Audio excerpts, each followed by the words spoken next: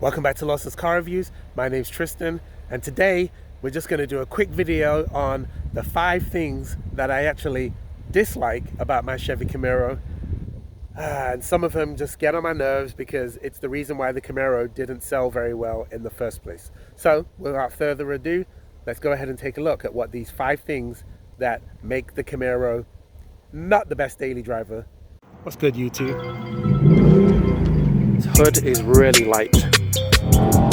Giddy up!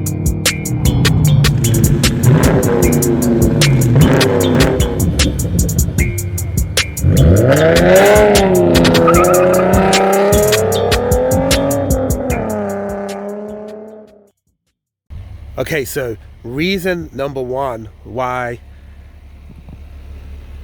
some people dislike the Camaro, it's one of the things where I don't like, is the rear seat space. Let's take a look at this. So obviously it's got 4 seats, but you can see just from this that with the front seat rolled all the way back, no one can fit back there unless they just sit with their feet on the seat. There's literally zero room. Even with my old S197 Mustang, I was able to fit my little kids in here in a pinch when it was snowing, and they was able to sit in the back. In this car, unless I literally scoot that front seat all the way forward, no one can sit in the back. So these seats are pretty much useless. At this point, you might as well make it a 2-seater car, but then if you do that, you're basically looking at a Corvette, aren't you? So that would defeat the point. But yeah, overall, absolutely zero space when it comes to the interior. The interior room in the front is not too bad, but you don't have very much storage space. I mean, that is literally it. And you've got a few little baby pockets in the side, but you really can't fit hardly anything in there. That's me squeezing some rags down there. So the interior size is not the best, and definitely the rear seat space is pretty terrible. Okay, so reason number 2 why the Camaro is disliked in some circles and why some people decided not to go with it, and it's the lack of practicality. So if I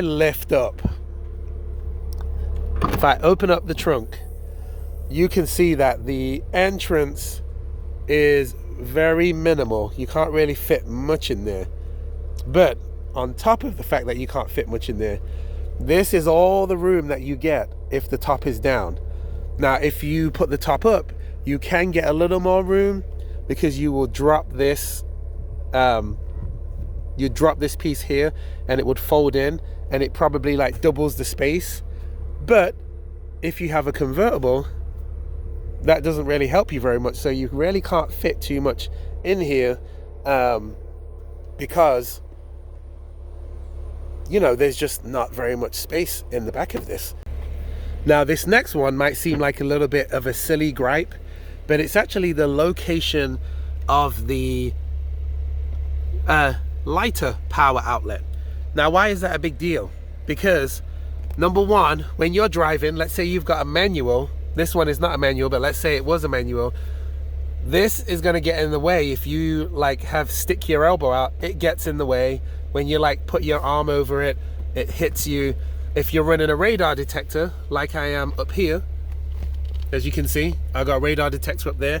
Well, now you've got to run it, and I had to tuck it in underneath this trim piece and run it all the way up just to get here. Whereas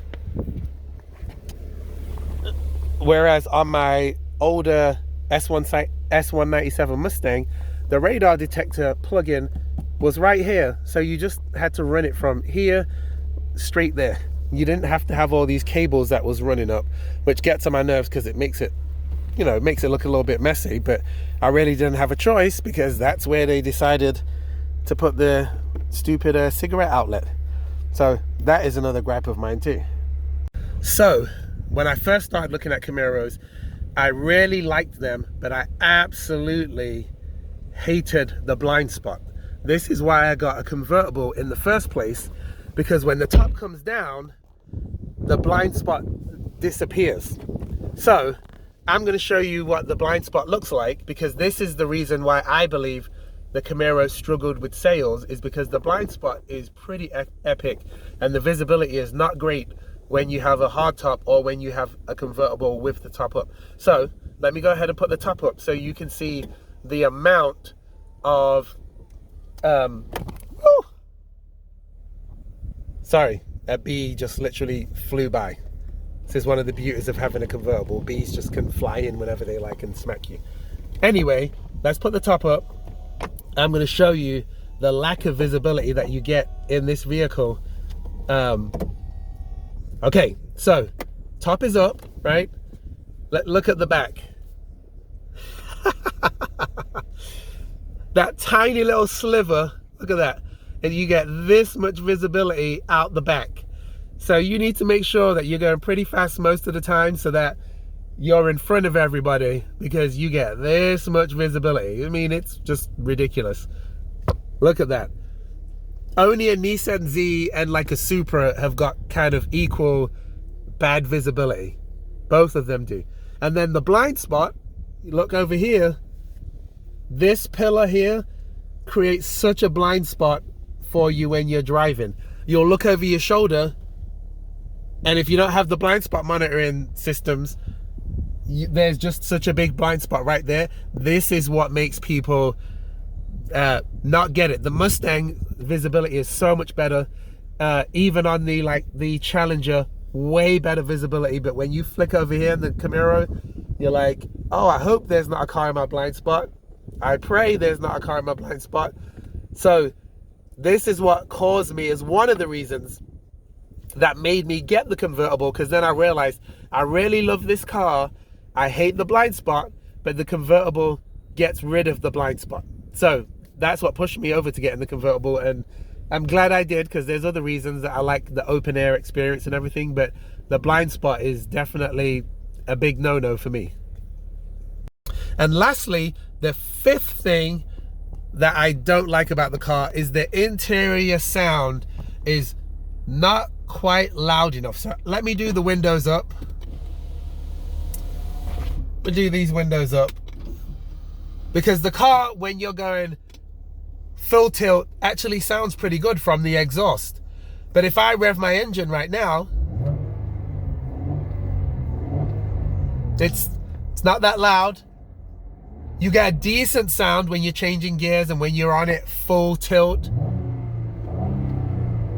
But on the interior, the engine sound for me is not loud enough. I would love it for it to sound closer to like a Nissan Z on the interior. That, to me, that would be okay. Like an older Nissan Z, not a 370Z, not the new Zs. I don't think they sound that good stock. But that would be nice. It sounds good on the outside when you're getting it, but when you're just like got the windows up and you're getting on it, but it just could sound a little bit better. They should let a little bit more noise come onto the interior, in my opinion. Now that's a little bit of a gripe. You can change the exhaust, you can make it louder. There's probably things you can do, get an open air box to make it sound better, but I'm just talking about the stock one. Doesn't sound that good, in my opinion, from the interior perspective. But yeah, that is it. That's my 5. They're not really a very big 5, because I love this car, which is why I've had it since 2018. No, I've had it since 2019, but it's a 2018 model, and today it's November the 15th, 2026 is when this is being recorded. So, and it's still hot, and we're still in 80-degree weather right now, which is crazy. So, but anyway, if you got your own gripes about these Camaros, let me know. Like the video, subscribe to the channel, leave me a comment down below, and I will see you guys in the next video. Peace.